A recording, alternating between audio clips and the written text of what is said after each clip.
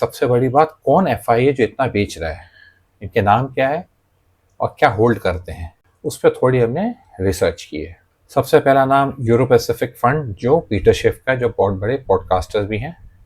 फिर आता है वैनगार्ड, फिर आता है नॉर्वे का पेंशन फंड और ओपनहैमर का ग्रोथ फंड या स्मॉल कैप फंड। और सबसे मैनेज्ड और सबसे बड़ा पोर्टफोलियो चल रहा है इस समय गवर्नमेंट ऑफ सिंगापुर का। उनकी रिलेंटलेस सेलिंग नहीं है, वो मैनेज कर रहे हैं बड़ा पोर्टफोलियो। यूरो पैसिफिक फंड का सबसे बड़ा होल्डिंग है रिलायंस इंडस्ट्रीज, कोटक महिंद्रा बैंक और ऐसे काफ़ी फाइनेंशियल इंस्टीट्यूशंस के स्टॉक्स। और मोटा मोटी हम ये भी बात करेंगे कि सबसे बड़ा निफ्टी में वेटेज किसका है। लगभग 35% बैंकिंग फाइनेंशियल सेक्टर मिला के उसका वेटेज, 9% 10% के आसपास आईटी सेक्टर का वेटेज, 8 साढ़े 8% तो लगभग रिलायंस इंडस्ट्री है। तो 55% तो यही हो गया तीनों ही मंदी में। निफ्टी परफॉर्म नहीं कर रहा है, सीएनएक्स मिड कैप इंडेक्स देखो ऑल टाइम हाई पे है, वो आउट परफॉर्म कर रहा है निफ्टी को और ऑल टाइम हाई पे भी जा चुका है, ऑल टाइम हाई पे ट्रेड कर रहा है, काफी टाइम से कंसोलिडेट भी ऊपर ही हो रहा है। ऐसा फर्क क्यों, ऐसा क्यों हो रहा है, निफ्टी और मिड कैप इंडेक्स उल्टा क्यों चल रहे हैं? कहने का मतलब कहीं ना तो कहीं मार्केट में ब्रॉड ट्रेंड, कहने का मतलब ब्रॉड ट्रेंड तेजी में है, बुलिश है।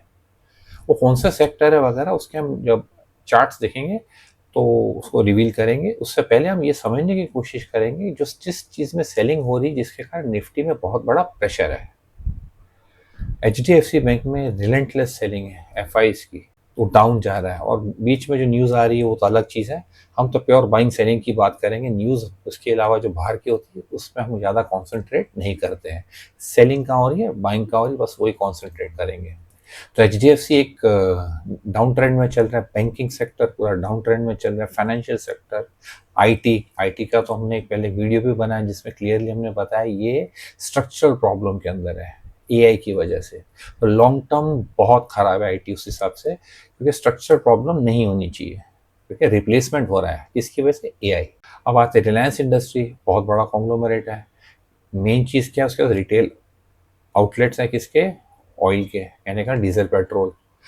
ऑयल पेट्रोल का प्राइस रेगुलेट होता है इंडिया में, इसलिए एचपीबीपी आईओसी भी कभी परफॉर्म नहीं करते, हिस्टोरिकली परफॉर्म करेंगे भी नहीं। क्यों? कंट्रोल बाय गवर्नमेंट, गवर्नमेंट का बहुत कंट्रोल है, तो इस सेक्टर में तो कभी रहना ही नहीं चाहिए।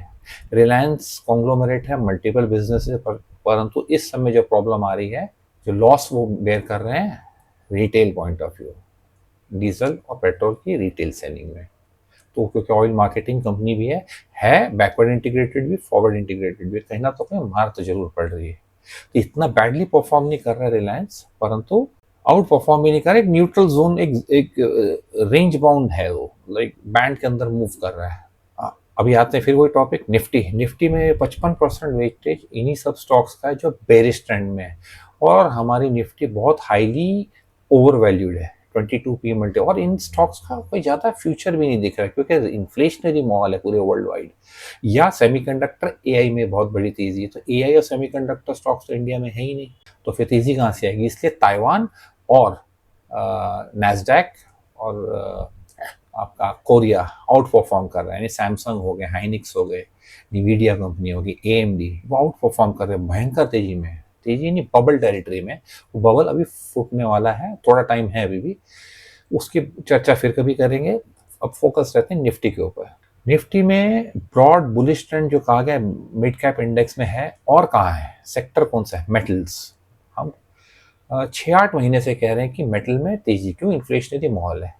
मेटल्स में हो गया, एक हो गया फार्मा में तेजी है जो हमने कभी कवर अप नहीं किया है, एक एनर्जी सेक्टर है वो फुल ब्लोन तेजी में नहीं परंतु लॉन्ग टर्म बुल ट्रेंड में है, और एक न्यूट्रल जोन में आता है इंफ्रास्ट्रक्चर, वो अंडर परफॉर्म भी नहीं कर रहा है, आउट परफॉर्म भी नहीं कर रहा है। ब्रेकआउट आएगा तो जिस तरफ जाएगा सो जाएगा, तो उनके भी चार्ट देखेंगे। फिर वही मेन मुद्दे पर आते हैं कि एफआईज की सेलिंग कहाँ है, किस सेक्टर में, और रीबैलेंसिंग भी है। तो गवर्नमेंट ऑफ सिंगापुर, जिसको जीआईसी एक फंड है, उसको भी देखो शिफ्टिंग रीबैलेंसिंग करते हैं, और आपको चार्ट्स पर भी हम देख सकते हैं कि कैसे रीबैलेंसिंग हो रही है, कौन से सेक्टर में पैसा जा रहा है, कहाँ पे सेलिंग हो रही है, और पोर्टफोलियो किस तरफ होना चाहिए। तो हम रोते हैं कि कि मार्केट डाउन जा रहा है, कि अब जा रहा है, बट हमारा पोर्टफोलियो परफॉर्म नहीं कर रहा है। रीज़न यही कि हर तेज़ी में एक नया सेक्टर को चलता है, और लास्ट जो बुल रन में चला था इस तेज़ी में वो नहीं चलेगा, तो आप उसको होल्ड कर रहे हैं, तो कहीं न तो कहीं आप ट्रैप हैं। डिपेंड करता है कौन-सा स्टॉक आप होल्ड करते हैं। इस समय तो मेटल और फार्मा ये फुल ब्लोन तेज़ी में दिख रहे हैं। तो ये 2 सेक्टर में तो आपका पोर्टफोलियो बिल्कुल अच्छा कर रहा है। आप बोलेंगे बहुत अच्छी चल रही है मार्केट, बेशक इंडेक्स डाउन है। तो इस हिसाब से इंडाइसेस को और आप देखें तो एक रिलेटिव मिड कैप इंडेक्स बहुत अच्छा चल रहा है और निफ्टी खराब चल रहा है, और कहीं इंडाइसेस को आप देखो तो बहुत नेगेटिव दिख रहे हैं, नए लो की तरफ दिख रहे हैं, नया लो बनाएंगे। तो कहने का मतलब आने वाला जो इन्फ्लेशनरी पीरियड है, इन्फ्लेशन में कहाँ आपको एडजस्ट होना चाहिए, आपका पोर्टफोलियो, आपके पैसा, आपका फंड कैसे पोजीशन होना चाहिए, वो इम्पोर्टेंट है। इन्फ्लेशन में क्या चलेगा क्या नहीं चलेगा आपको बहुत क्लियर होना पड़ेगा, तो इसके लिए आपको एक्सपर्ट्स चाहिए, फाइनेंशियल एडवाइजर्स चाहिए। एफआईज देख रही है कि यहाँ पे रूपी बहुत वीक होता जा रहा है, 80 से लगभग 96 तक आ गया, तो यही इतना डेप्रिशिएट हो रहा है, तो उनको आप पोर्टफोलियो अपने आप डेप्रिशिएट हो रहा है, क्योंकि उनको अल्टीमेटली डॉलर में कमाना है, उनको अपना डॉलर में परफॉर्मेंस देखना है, तो उनकी रिलेंटलेस सेलिंग आएगी, बिल्कुल आएगी। इसलिए निफ्टी पे ज़्यादा प्रेशर है। रूपी एक सबसे बड़ा फैक्टर है जिसके कारण एफआईएस की सेलिंग में जो थमता दिख नहीं रहा है, क्योंकि इंडिया का मैक्रो फंडामेंटल्स खराब दिखते हैं rupee to dollar point of view. तो जब करेंसी खराब लगती हो तो फॉरेन इन्वेस्टर्स क्यों आएंगे, इनफैक्ट जो है वो प्रॉफिट लेके निकलेंगे, तुरंत डॉलर की तरफ भागेंगे, ये सबसे बड़ा कारण है। अगर रूपी स्टेबल होता है, मैक्रो फंडामेंटल्स जो कंट्री के, कहने का मतलब डॉलर रूपी के हिसाब से अगर स्टेबिलिटी दिखती है तो पैसा अपने आप अंदर आने लगेगा, परंतु उस सेक्टर में जाएगा जहां पर तेजी दिखती है, क्योंकि इंडिया में कई बार बहुत सारे स्टॉक्स 50-70 पी पे आ गए थे। एफएमसीजी, कंज्यूमर, बहुत सारे सेक्टर्स हैं which is very high, historically बहुत हाई है। सेलिंग आनी ही है ऐसे स्टॉक्स में, पिटाई होनी ही है और होनी भी चाहिए। That is called the efficient market system. Market को एफिशिएंट होना ही पड़ता है, होता ही है, होना पड़ता नहीं, होता ही है। उस गलती हमारी होती है, वो स्टॉक को छोड़ते नहीं है। जहाँ नया ट्रेंड दिखता है वहाँ देखिए आप, एनर्जी सेक्टर, जो पावर सेक्टर है, ग्रीन एनर्जी है, मेटल है, इन्फ्लेशन में इधर ही ध्यान दे, तो यही सब चीज़ों में प्रॉफिट बढ़ने वाला है। अर्निंग पर शेयर निफ्टी का कहाँ जाता है मत ध्यान दीजिए, किस सेक्टर पे अर्निंग पर शेयर बढ़ता है उस पर ध्यान दीजिए, आपका पोर्टफोलियो अपने आप ठीक चलेगा। बाइंग कहाँ करना है, सेलिंग कहाँ करना है, ये एक ऐसा सवाल है जिसका जवाब देना बहुत मुश्किल है, और किसी के पास इसका जवाब प्रिसाइज नहीं है, एक्यूरेट नहीं है।